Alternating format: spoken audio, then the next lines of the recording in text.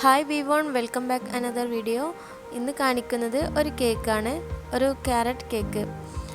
ഇതിൽ ഫ്രോസ്റ്റിങ്ങും കാര്യങ്ങളൊന്നും ചെയ്യുന്നില്ല. സാധാരണയായിട്ട് ഒരു ടീ കേക്കാണിത്.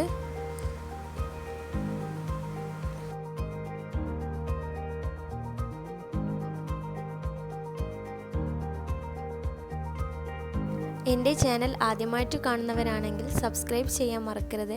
തൊട്ടടുത്തുള്ള ബെല്ലൈക്കണും കൂടെ പ്രസ് ചെയ്താൽ ഞാൻ വീഡിയോസ് ഇടുമ്പോൾ അപ്പോൾ തന്നെ നിങ്ങൾക്ക് നോട്ടിഫിക്കേഷൻ ആയിട്ട് ലഭിക്കുന്നതായിരിക്കും. ഇനി ഇതിലേക്കുള്ള ഇൻഗ്രീഡിയൻസ് എന്തൊക്കെയാണെന്ന് നോക്കാം. ഒരു ബൗളിലേക്ക് ഒരു കപ്പ് മൈദ ഇട്ട് കൊടുക്കുന്നുണ്ട്. അതിൻ്റെ കൂടെ ഞാൻ 1/2 ടീസ്പൂൺ ബേക്കിംഗ് സോഡയും ഒരു നുള്ള ഉപ്പും 3 ടേബിൾ സ്പൂണ് റവയും കൂടെ ചേർത്ത് കൊടുത്തിട്ടുണ്ട്.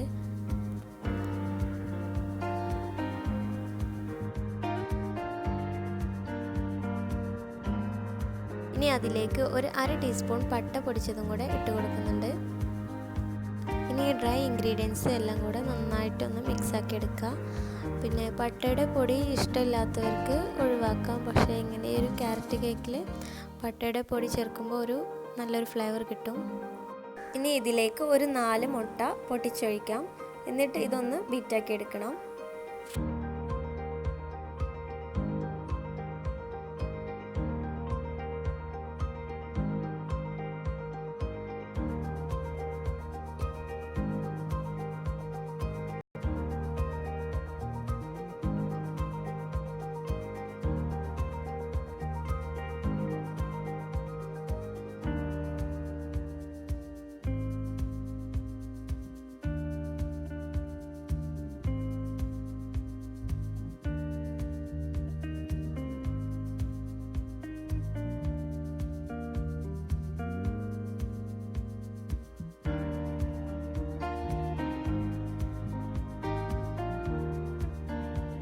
ഇപ്പോൾ മുട്ട ഞാനൊരു 5 മിനിറ്റ് ബീറ്റ് ചെയ്തിട്ടുണ്ട്. ഇനി ഇതിലേക്ക് പൊടിച്ച് പഞ്ചസാര ചേർത്ത് കൊടുക്കാം.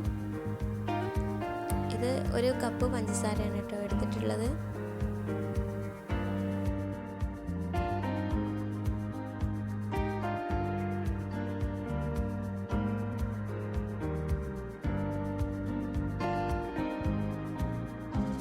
എഗ്ഗ് ബീറ്റായി വന്നപ്പോൾ ആ ഒരു ബൗളിൽ കൊള്ളാത്തതുകൊണ്ട് ഞാനൊരു വേറൊരു പാത്രത്തിലേക്ക് ഇത് മാറ്റിയിട്ടുണ്ട്. അതുപോലെ ഡ്രൈ ഇൻഗ്രീഡിയൻസും ഇതിലേക്ക് ചേർത്തിട്ട് ഒന്ന് മിക്സാക്കി എടുത്തിട്ടുണ്ട്. ഇനി അതിലേക്ക് ഒരു 1/2 കപ്പ് ഓയിലും കൂടെ ഒഴിച്ചു കൊടുക്കാം.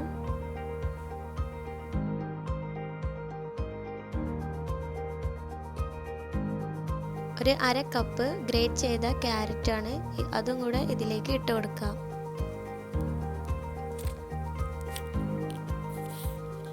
ഇനി ഇതെല്ലാം കൂടെ നന്നായിട്ടൊന്ന് മിക്സാക്കുക. ഓവറായിട്ട് മിക്സ് ആക്കേണ്ട, ജസ്റ്റ് ഒന്ന് ഫോൾഡ് ആക്കി എടുത്താൽ മതി.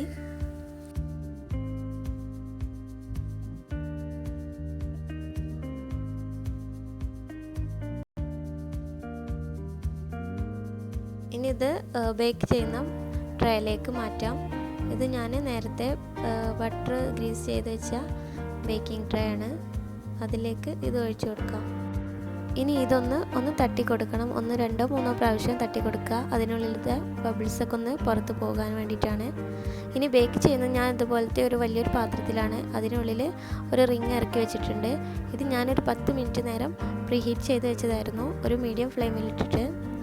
ഇനി ഈ ഒരു ബേക്ക് ചെയ്യുന്ന ട്രേ ഇതിലേക്ക് ഇറക്കി വെച്ച് കൊടുക്കാം. ഒരു 40 മിനിറ്റിന് ശേഷം നോക്കിയപ്പോൾ കേക്ക് നന്നായിട്ട് പൊങ്ങി വന്നിട്ടുണ്ട്. ഇനി ഇത് തണുത്തതിന് ശേഷം ബേക്കിംഗ് ട്രേയിൽ നിന്ന് മാറ്റാം.